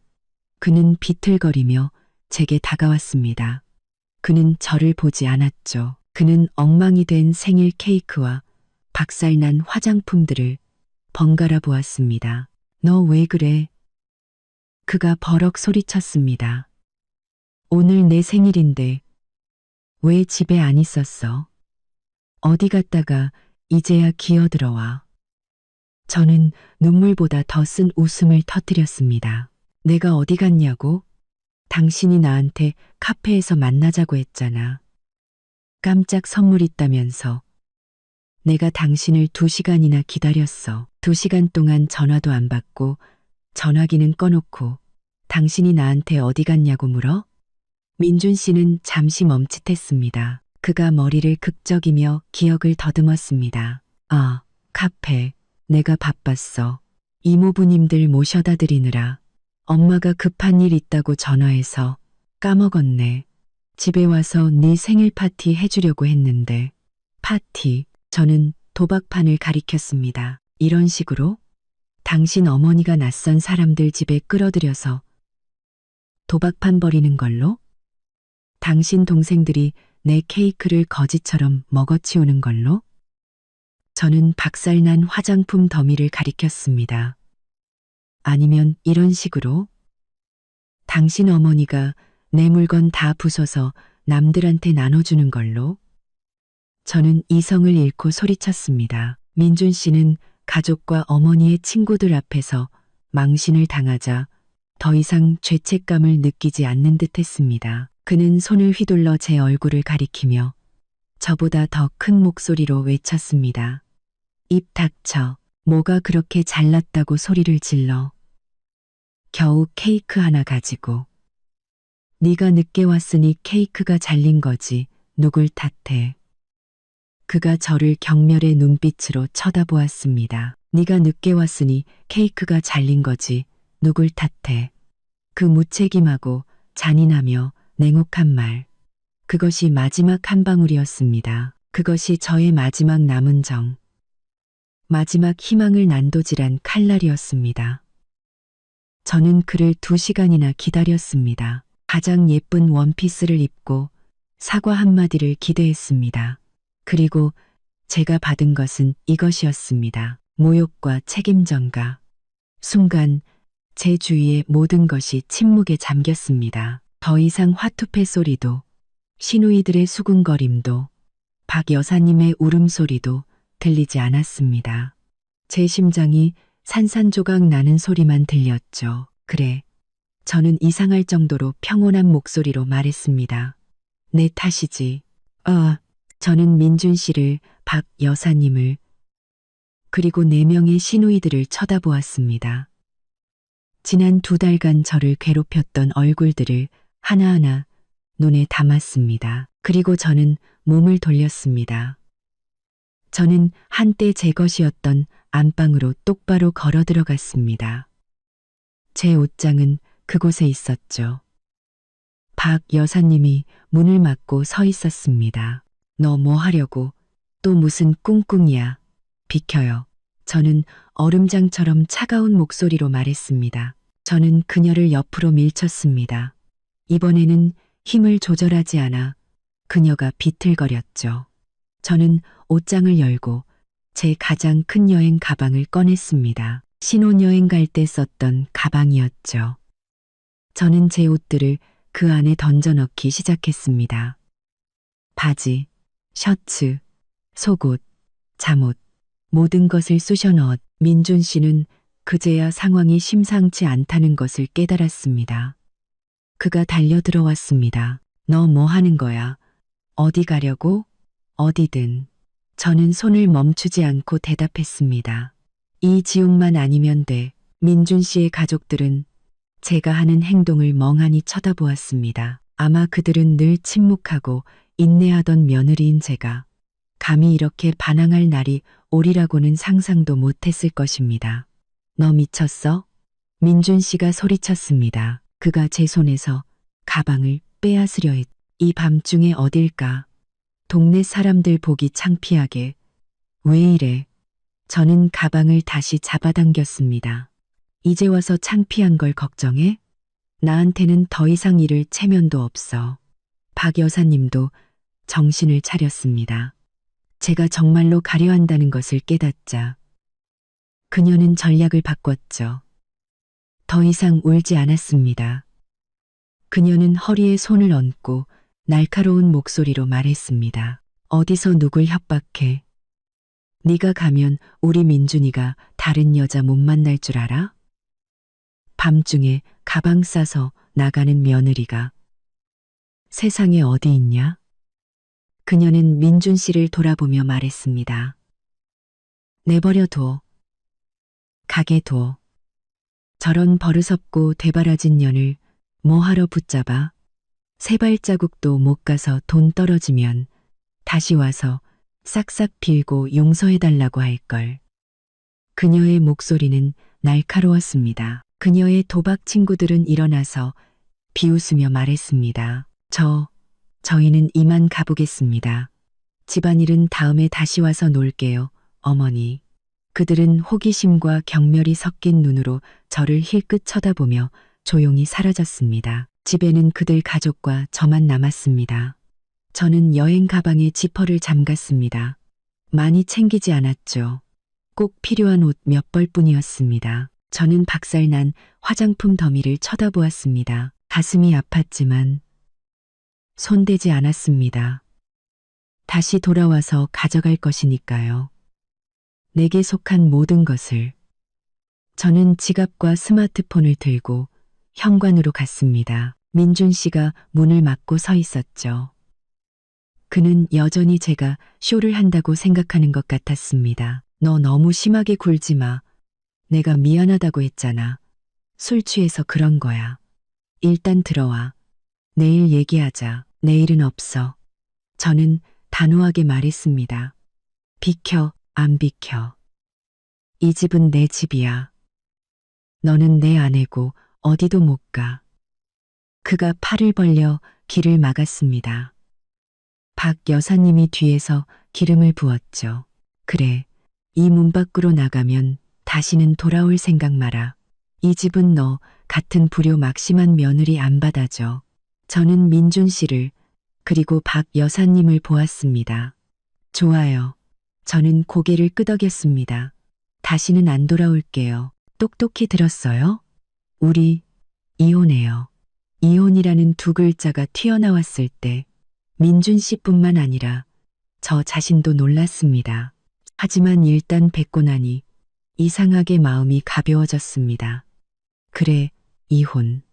그것이 유일한 길이었다. 민준 씨는 충격을 받은 듯 제 말을 믿을 수 없다는 표정이었습니다. 너, 뭐라고? 이혼하자고. 저는 더 이상 말을 섞지 않고 온 힘을 다해 민준 씨를 옆으로 밀쳤습니다. 술에 취한 그는 비틀거리며 제대로 서 있지도 못했죠. 저는 문을 활짝 열었습니다. 등 뒤에서 박 여사님의 목소리가 여전히 맴돌았습니다. 가게도 꺼져. 꼴도 보기 싫으니까 꺼져버려. 애도 못 낳는 주제에 버릇까지 없는 년. 내가 두 눈 뜨고 똑똑히 볼 거다.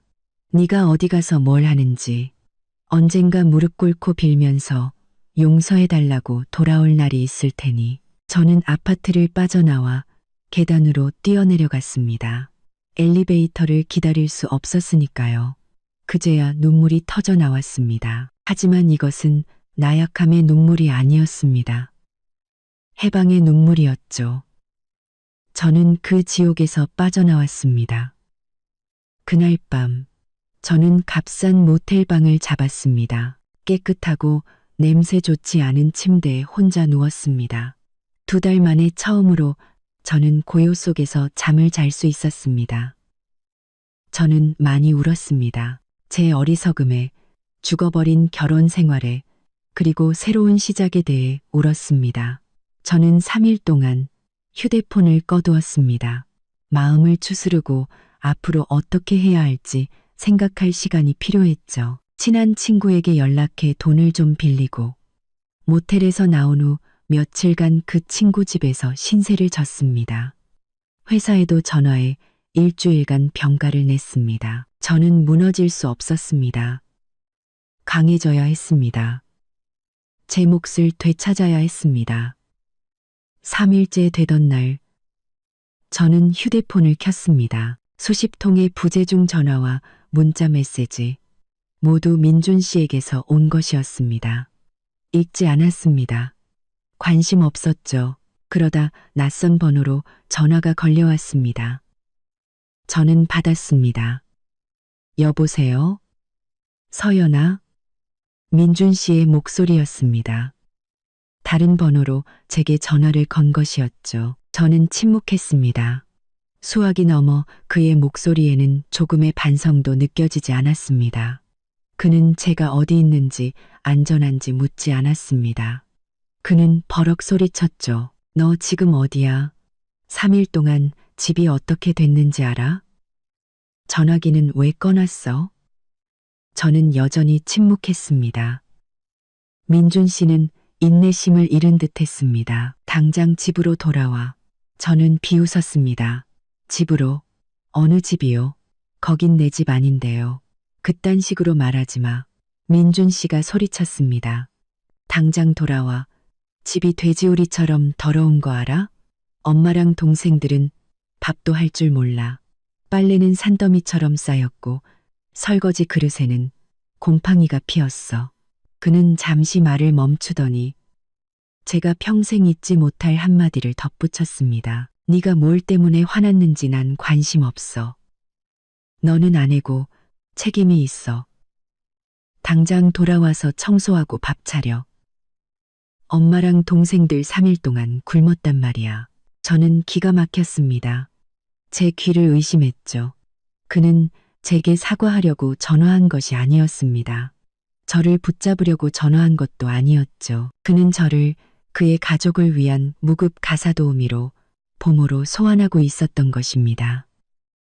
그들 눈에 저는 아내도 며느리도 아니었습니다. 저는 요리하고 청소하고 가장 중요하게는 제 돈을 써가며 그들을 봉양하는 도구였습니다. 제가 사라지자 ATM, 기계와 무료 가정부가 사라진 것입니다. 그리고 그제야 그들은 당황하기 시작한 거죠. 민준 씨, 저는 깊게 숨을 들이쉬고 무서울 정도로 차분한 목소리로 말했습니다. 똑똑히 들어요. 첫째, 나 안 돌아가요. 절대로. 이스로꼬, 이스로던. 둘째, 변호사 선임했어요. 이혼 서류 곧 그쪽으로 갈 테니 도장 찍을 준비나 해요. 셋째, 저는 이를 악물었습니다. 도장 찍을 준비나 해요. 둘째, 변호사 선임했어요. 변호사 선임했어요. 변호사 선임했어요. 당신이랑 당신 가족, 이제 알아서들 해요. 알아서 밥해 먹고, 알아서 빨래하고, 당신들이 어지른 그 난장판, 알아서 돈 내고 치우라고요. 제가 전화를 끊으려 하자 민준 씨가 소리쳤습니다. 네가 감히 이혼을 해. 이혼이 쉬울 줄 알아. 재산은 어떡할 건데. 이 집이랑 살림들. 저는 크게 웃었습니다. 재산? 당신이 감히 재산 얘기를 해? 바로 그때 다른 전화가 걸려왔습니다. 제가 저장해두긴 했지만 자주 연락하지는 않는 번호. 민준 씨의 사촌 형인 철민 오빠였습니다. 그의 가족 중 유일하게 제가 호감을 가졌던 사람이었죠. 그는 다른 도시에 살았고 꽤 사리분별이 있는 사람처럼 보였습니다. 민준 씨, 나 전화 왔어. 할 말 많을 텐데 우리 변호사 기다려. 저는 그가 더 말할 기회를 주지 않고 전화를 끊었습니다. 그리고 철민 오빠의 전화를 받았습니다. 이 전화가 뭔가 더 끔찍한 사실을 가져올 것 같다는 예감이 들었습니다. 여보세요, 철민 오빠. 서연아, 다행이다. 전화 받았네. 민준이한테는 전화가 안 되더라. 혹시 고모님네 식구들 전부 너희 집에 있는 거 맞니? 네, 맞아요. 무슨 일 있으세요? 아이고, 세상에. 내가 방금 고향에 전화해봤거든. 철민 오빠의 목소리는 다급했습니다. 고모님 댁에 홍수가 났다고 해서 걱정돼서 이장님한테 전화해서 상황을 여쭤봤어. 근데 이장님이 뭐라고 하셨는지 알아? 제 심장이 미친 듯이 뛰기 시작했습니다. 이장님 말이 홍수가 나긴 했는데, 근데 그거 2달 전에 다 끝났대. 물 차오르고 3일 만에 싹 다 빠졌다고. 시골에 아무 집도 피해본 곳 없고 그냥 마당에 물 좀 찼던 게 전부래.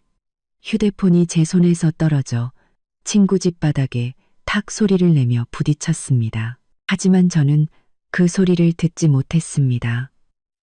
귀가 멍멍해지고 주변의 모든 소리가 사라졌습니다. 제 머릿속에는 철민 오빠의 목소리만 맴돌았습니다. 그 소리는 대꼬 소리 때, 그 소리 때, 대꼬꼬, 그 소리 때 2달 전에 다 끝났대. 아무 집도 피해본 곳 없어. 그냥 마당에 물 좀 찼던 게 전부래. 저는 그 자리에 얼어붙었습니다. 제 얼굴이 하얗게 질리는 것을 본 친구가 놀라 달려와 저를 부축했습니다.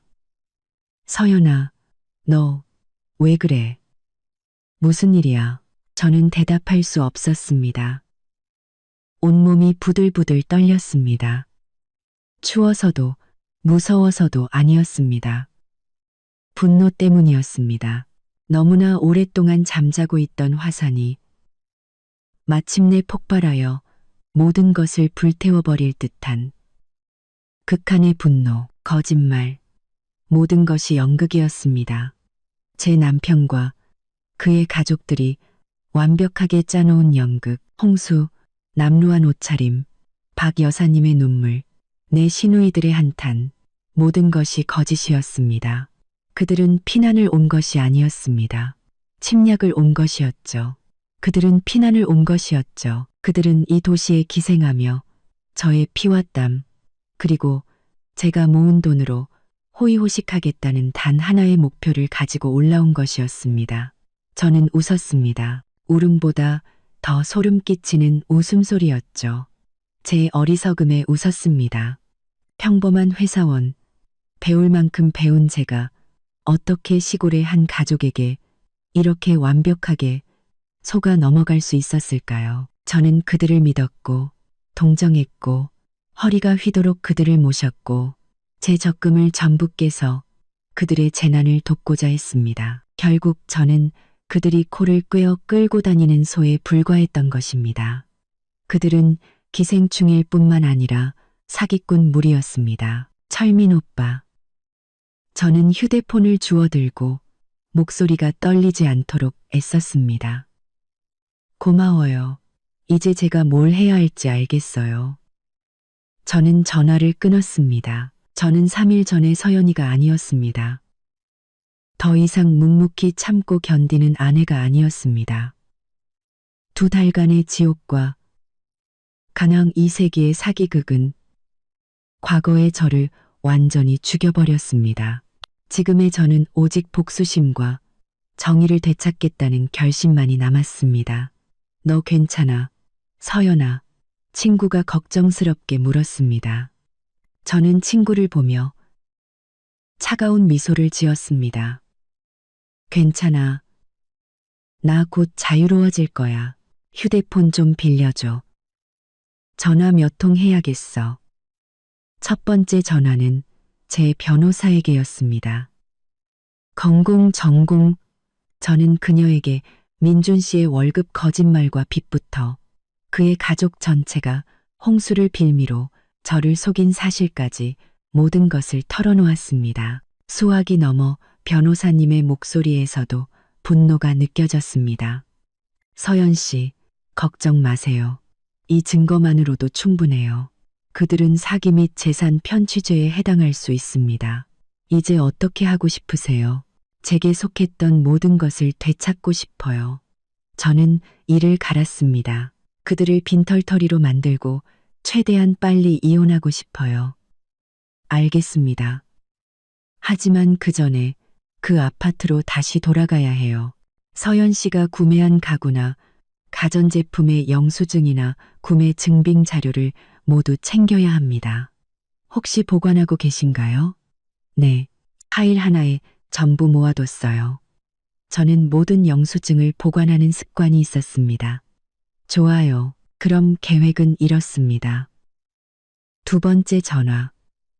저는 포장이사 업체에 전화를 걸었습니다. 여보세요. 이사 서비스를 예약하고 싶은데요. 최대한 빨리요. 내일 아침 바로 가능한가요? 비용은 2배로 드릴게요. 내일 아침 저는 그 아파트로 돌아갈 것입니다. 실패한 아내의 모습이 아니라 자신의 모든 재산을 회수하러 온 채권자의 모습으로. 이 연극은 이제 막을 내릴 때가 되었습니다. 그리고 그 결말은 제가 쓸 것입니다. 다음 날 아침 정확히 8시 저는 아파트 문 앞에 섰습니다. 하지만 이번에는 혼자가 아니었죠. 제 옆에는 이사업체에서 온 건장한 남자 4명과 제 변호사인 한 변호사님이 함께였습니다. 저는 깊게 숨을 들이쉬고 열쇠를 꽂았습니다. 집안은 제가 상상했던 그대로 엉망진창이었습니다. 제가 떠난 지 3일 만에 집은 완벽한 쓰레기장이 되어 있었죠. 곰팡이 핀 음식물 쓰레기 냄새, 퀴퀴한 빨래 냄새, 담배 냄새가 뒤섞여 역겨운 공기를 만들어내고 있었습니다. 곰팡이 핀 음식물, 쓰레기 냄새. 곰팡이 핀 음식물, 쓰레기 냄새. 박 여사님과 4명의 시누이들은 아직 자고 있었습니다. 냄새나는 이불 더미 속에서 깊이 잠들어 있었죠. 제가 곧 알아서 돌아와 모든 것을 치워줄 거라고 생각했나 봅니다. 제가 문을 여는 소리에 그들이 잠에서 깼습니다. 박 여사님이 부스스한 머리로 안방에서 걸어 나오며 저를 보자마자 눈을 부릅떴습니다. 네가 여긴 어쩐 일이야. 영영 가버린 줄 알았더니. 지아와 소희도 작은 방에서 비척거리며 일어났습니다. 지아는 저를 보고 입술을 삐죽였습니다. 이제 잘못한 거 알았어? 돌아왔으면 청소나 빨리 해. 우리 며칠 굶었단 말이야. 저는 아무 말도 하지 않고 한 걸음 뒤로 물러섰습니다. 제 변호사인 한 변호사님이 앞으로 나섰습니다. 그녀는 깔끔한 정장 차림에 서류 파일을 들고 있었고 그 기세는 압도적이었습니다.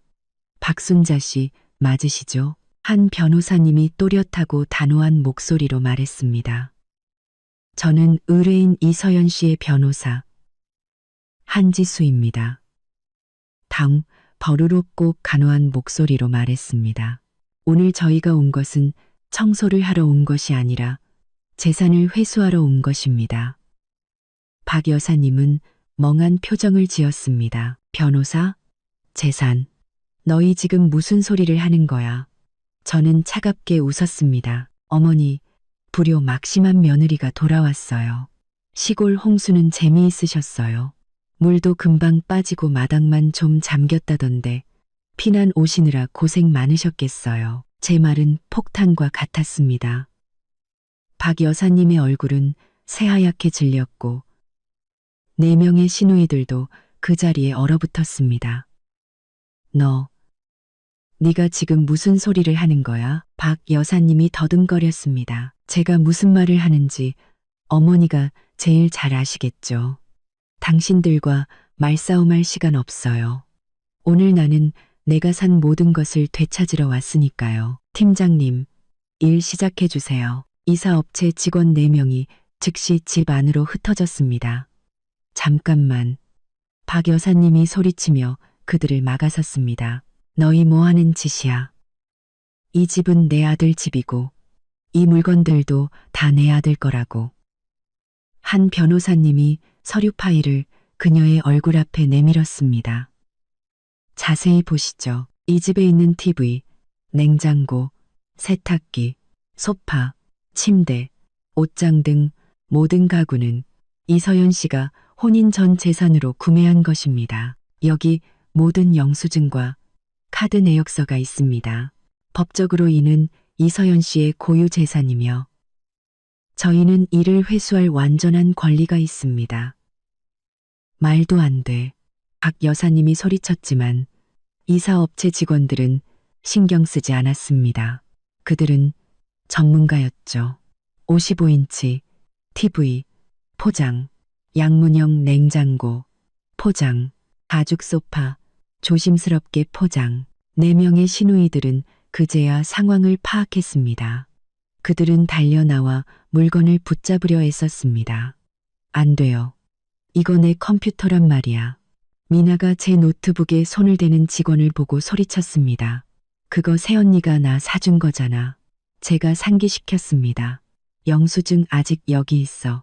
내 화장품. 지아는 제가 박살 난 화장품까지 전부 상자에 쓸어 담는 것을 보고 소리쳤습니다.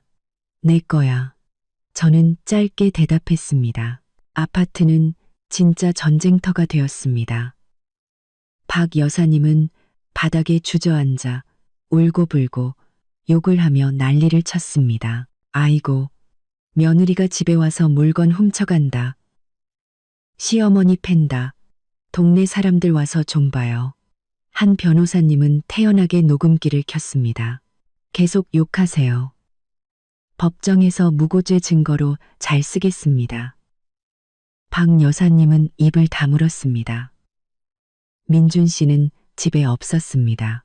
아마 제가 감히 아무것도 못할 거라고 생각했겠죠. 단 2시간 만에 18평짜리 아파트는 텅 비어버렸습니다. 정말 아무것도 남지 않았죠.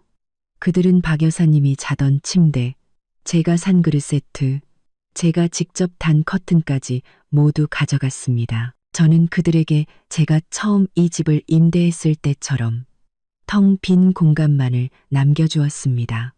저는 텅 빈 거실 한가운데 넋을 잃고 앉아있는 박 여사님 앞으로 걸어갔습니다. 그리고 그녀 앞에 두 가지를 내려놓았죠. 하나는 제가 이미 납부한 이번 달 월세 고지서와 엄청난 금액이 찍힌 전기 및 수도 요금 고지서였습니다. 다른 하나는 제 서명이 이미 되어 있는 이혼 소송 서류였습니다.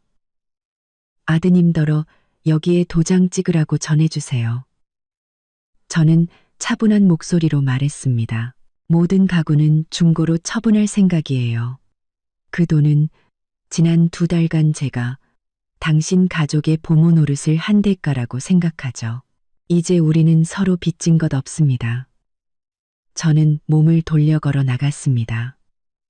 4명의 시누이들은 벽에 웅크리고 서서 저를 마치 괴물처럼 쳐다보았습니다. 등 뒤에서 박 여사님의 마지막 외침이 들려왔습니다. 너 후회하게 될 거야. 우리 민준이가 너 고소할 거라고. 너 절대로 편하게 못 살 줄 알아. 저는 돌아보지 않았습니다. 그 문 밖으로 나와 바깥의 공기를 깊게 들이마셨습니다. 자유. 마침내 저는 자유로워졌습니다. 저는 평화를 찾을 줄 알았지만 착각이었습니다. 이틀 후 민준 씨가 제 회사까지 찾아왔습니다. 그는 전화도 없이 마치 살인자처럼 험악한 얼굴로 경비실을 뚫고 들어왔습니다. 그때 저는 부장님과 회의 중이었죠. 이서연, 너 당장 나와. 그가 회의실 문을 쾅쾅 두드리며 소리쳤고 동료들은 경악의 눈빛으로 저를 쳐다보았습니다. 부장님이 미간을 찌푸렸습니다. 이대리, 무슨 일이야? 저는 분노로 얼굴이 창백해졌지만 평정심을 유지하려 애썼습니다. 죄송합니다. 부장님, 전 남편입니다. 제가 바로 해결하고 오겠습니다. 제가 밖으로 나가자 민준 씨는 즉시 제 손목을 거칠게 붙잡았습니다. 너 이게 무슨 짓이야? 미쳤어? 살림 다 어디로 빼돌렸어? 너 우리 엄마랑 동생들 어떻게 살라고 이래? 저는 그의 손을 뿌리쳤습니다. 이거나 여긴 회사야. 당신이 와서 난동 부릴 곳이 아니라고. 상관없어. 그가 소리쳤습니다. 당장 살림 다 원래대로 돌려놔. 그리고 감히 이혼? 내가 도장 찍을 것 같아? 똑똑히 들어. 너는 내 아내고 재산은 공동명의야. 이혼하면 전부 반으로 나눠야 한다고. 넌 한 푼도 못 건지는 건 물론이고 나한테 위자료까지 줘야 할걸. 나눠? 뭘 나눠? 저는 비웃었습니다. 당신 월급 250만 원을 나눠? 아니면 당신이 매달 빚내서 엄마한테 보내던 그 빚더미를 나눠? 당신이 제가 빚 이야기를 꺼내자 민준 씨의 얼굴색이 변했습니다. 너 헛소리 하지 마. 헛소리 할 시간 없어요. 제가 말했습니다. 이미 말했잖아요. 제 변호사가 당신이랑 얘기할 거라고. 무슨 변호사? 난 몰라. 민준 씨가 다시 제게 달려들어 저를 잡으려 했습니다. 멈추시죠. 단호한 목소리가 울려 퍼졌습니다. 한 변호사님이 어느새 거기 서 있었습니다. 아마 제가 회의실을 나오면서 그녀에게 전화를 했던 모양입니다. 김민준 씨, 맞으시죠? 한 변호사님이 저를 막아서며 말했습니다. 말로 합시다. 손부터 쓰지 말고요. 방금 재산 얘기를 하셨죠? 좋습니다. 재산 얘기해보죠. 한 변호사님이 서류 가방을 열고 종이 뭉치를 꺼냈습니다. 재산이 공동명의라고 하셨죠? 맞습니다. 하지만 그건 혼인 후에 형성된 재산에 한해서입니다. 이 집의 모든 가구와 가전제품은 이서연 씨가 혼인 전 모아둔 돈으로 구매했습니다. 그건 혼인 구매했습니다. 여기 영수증과 증빙 자료가 있습니다. 이것은 고유 재산입니다. 나도 돈 보탰어. 민준 씨가 우겼습니다. 얼마나 보태셨죠? 한 변호사님이 다른 페이지를 넘겼습니다. 은행 기록에 따르면 매달 이서연 씨에게 250만 원을 주셨다고 하셨지만 지난 2달간 7식구의 생활비는 이서연 씨가 보관한 영수증에 따르면 500만 원에 육박합니다. 부족분은 모두 이서연 씨의 개인 저축으로 메꿨습니다. 김민준 씨는 돈을 보태기는커녕 오히려 이서연 씨에게 빚을 지고 있는 셈입니다. 민준 씨는 할 말을 잃었습니다. 그뿐만이 아닙니다. 한 변호사님이 말을 이었습니다. 법정에 가면 재산 분할을 요구하시겠다고요? 좋습니다. 그럼 저희는 법원에 이걸 제출할 겁니다. 그녀는 다른 서류 뭉치를 꺼냈습니다. 이것은 지난 6개월간 김민준 씨가 카드론, 현금 서비스 등 제2금융권에서 대출받은 내역 전체입니다. 원금과 이자를 합쳐 총 빚이 0만 원이 넘습니다. 이 돈은 이서연 씨에게 알리지 않았고 전부 본가에 송금하는 데 사용되었습니다. 민법에 따르면 이는 부부 공동생활 유지를 위한 채무가 아니라 개인적인 목적으로 발생시킨 특유 채무로 간주됩니다. 한 변호사님이 민준 씨의 눈을 똑바로 쳐다보았습니다. 법정에 가면 김민준 씨는 이서연 씨에게서 단 한 푼도 받아내지 못할 뿐만 아니라 이 모든 빚을 혼자서 갚아야 할 책임이 있습니다. 게다가 저희는 김민준 씨와 그 가족이 홍수를 빌미로 이서연 씨를 기망하여 재산을 편취했다는 증거도 가지고 있습니다. 이는 사기죄에 해당할 수 있습니다. 한번 해볼까요? 민준 씨는 마치 벼락이라도 맞은 듯 서 있었습니다. 그의 얼굴은 붉어졌다가 창백해졌다가 잿빛으로 변했습니다. 그는 저와 한 변호사님을 번갈아 보았고 이마에는 식은땀이 흘렀습니다. 그는 제가 이 모든 증거를 가지고 있을 거라고는 상상도 못했을 것입니다. 그는 한 걸음, 두 걸음 뒤로 물러섰습니다. 처음에 그 기세는 온데간데 없었죠. 어떻게 하시겠습니까? 김민준 씨? 한 변호사님이 이혼 서류를 내밀었습니다. 여기에 서명하시겠습니까? 아니면 법정에서 사기죄 혐의까지 추가해서 만나시겠습니까? 민준 씨는 부들부들 떨었습니다. 그는 증오와 두려움이 뒤섞인 눈으로 저를 쳐다보았습니다. 그는 한 변호사님의 손에서 펜을 낚아챘습니다. 그는 이를 악물고 종이가 찢어질 듯이 강하게 서명했습니다. 너 잘났다. 우리 가족이 너 가만 안 둘 거야. 그는 펜을 바닥에 던지고 마치 패배한 개처럼 제 회사 밖으로 뛰쳐나갔습니다. 저는 서류 위에 삐뚤빼뚤한 서명을 보며 긴 한숨을 내쉬었습니다. 마침내 악몽이 정말로 끝났습니다. 이혼 후 3개월 저는 다시 태어난 것 같았습니다. 일에만 몰두했고 제가 맡았던 프로젝트는 큰 성공을 거두었습니다. 부장님께 좋은 평가를 받아 월급이 1.5배 인상된 팀장으로 승진했습니다. 저는 중고 가구를 판 돈과 새 월급으로 조용하고 안전한 동네에 작은 오피스텔을 얻었습니다. 제 취향에 맞는 아기자기한 소품들로 다시 집을 꾸몄죠. 요가를 배우고 새로운 요리를 배우기 시작했습니다. 혼자만의 자유로운 삶은 정말 최고였습니다. 성자만의 자유로운 삶은 정말 최고였습니다. 민준 씨와 그의 가족에 대한 소식은 듣지 못했습니다. 그러던 어느 날 철민 오빠에게서 전화가 왔습니다. 서연아, 방해했다면 미안해. 그냥 고맙다는 말을 하고 싶어서. 제가 뭐려? 오빠. 저는 의아했습니다. 고모님네 식구들 고소하지 않아줘서 고맙다. 철민 오빠의 목소리는 슬펐습니다. 고모님네 식구들 고소하지 않아줘서 네가 떠난 후에 월세를 못 내서 집주인한테 쫓겨났대. 집을 너무 더럽게 써서 마룻바닥까지 망가뜨리는 바람에 보상금까지 물어줘야 했는데 돈이 어디 있겠어. 그럼 지금은 어떻게 지내요? 민준이 말이야. 오빠가 한숨을 쉬었습니다. 내 회사에서 난동 부린 것 때문에 회사에서 잘리고 빚 문제까지 터져서 지금은 지방공단 기숙사에 숨어 지낸대. 엄마랑 동생들은 받아주지도 못하고 고모님이랑 4명의 딸들은 서울에서 버티지 못하고 결국 초라하게 고향으로 돌아갔어.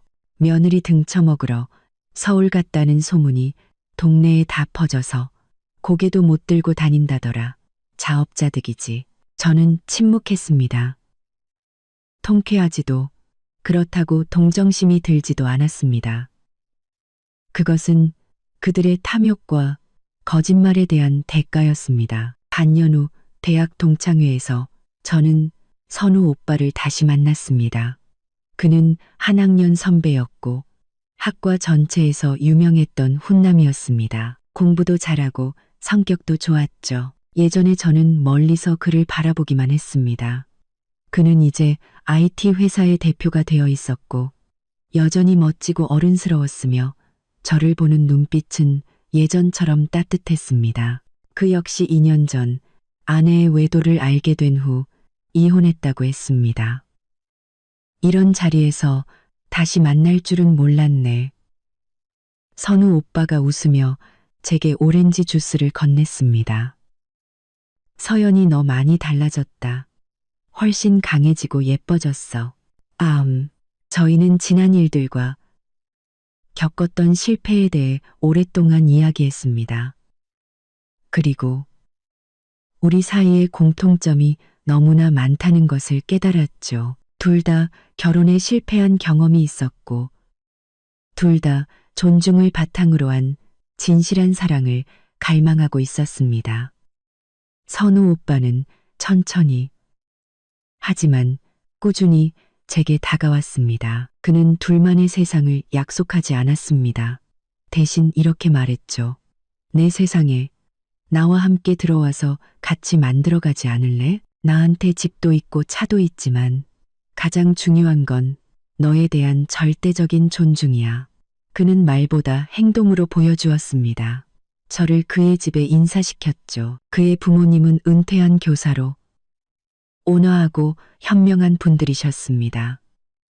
그분들은 제게 말씀하셨습니다. 우리는 너희가 행복하기만 하면 된단다. 부모님은 은퇴한 교사로 과거는 과거일 뿐이니 뒤에 남겨두렴.